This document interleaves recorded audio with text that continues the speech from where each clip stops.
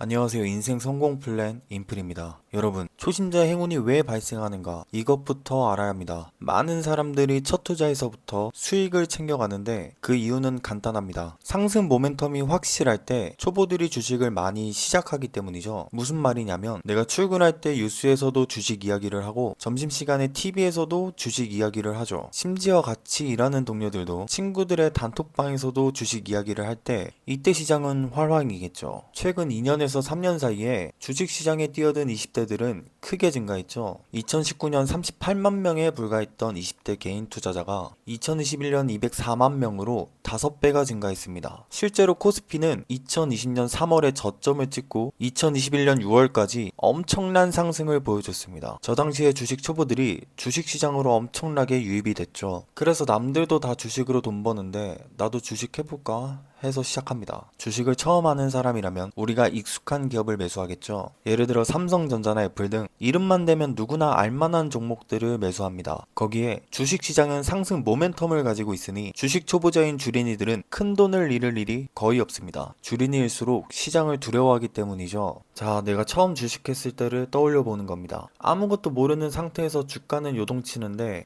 아무거나 함부로 살 수 없죠. 초보는 돌다리도 두드려보고 건너는 심정으로 모든 걸 확인하며 조심스럽게 투자합니다. 욕심도 별로 없죠. 반대로 시장을 좀 안다고 느낄 때가 가장 위험한 순간이죠. 초심을 잃고 원칙을 무시하는 주식 투자는 돈은 물론 마음까지 병들게 합니다. 어줍지 않은 얄팍한 지식으로 자신은 주식을 잘한다며 투자하는 투자자들은 대부분 큰 돈을 잃죠. 예를 들어 운전도 마찬가지입니다. 초보 운전자는 온 신경을 운전에 집중해서 전방의 좌우를 잘 살피며 운전하는 반면에 운전 좀 할 줄 안다고 우쭐대면 방심하다 사고가 나버리죠. 본론으로 들어가서 지금 나의 포트폴리오는 어떻죠? 우량주 투자로 시작했지만 변동성이 적어서 빨리 부자가 되고 싶은 마음에 급등주, 테마주 등 위험 자산을 사고 있진 않나요? 이 영상을 통해서 지금 내 자신을 돌이켜볼 수 있는 시간이 되었으면 좋겠습니다. 계속해서 손실을 기록하거나 내 계좌가 제자리 걸음을 하고 있다면 초심으로 돌아가 냉정하게 자신의 포트폴리오와 투자 전략을 재점검해봐야 합니다. 보통 주식시장에서 행운을 맛본 주린이들은 그 달콤함에 취해 자신을 과대평가하죠. 운 좋게 맛본 수익을 내가 잘해서, 내가 똑똑해서 얻은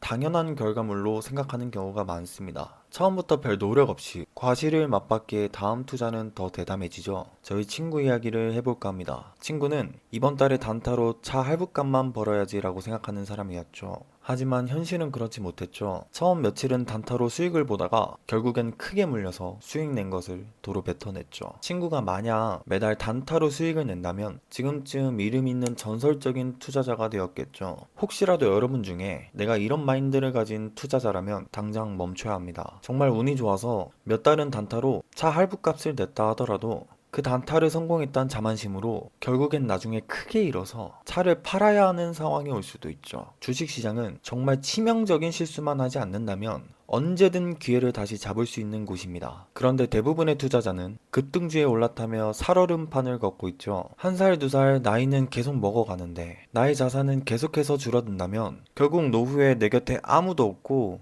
고독하게 늙어갈 수도 있겠죠. 주식시장은 끊임없는 욕심과 유혹의 연속입니다. 세상이 각박해지니까 열심히 일해서 차근차근 돈 버는 것보다 인생 한 방이라는 마인드가 더 크게 와닿을 수도 있죠.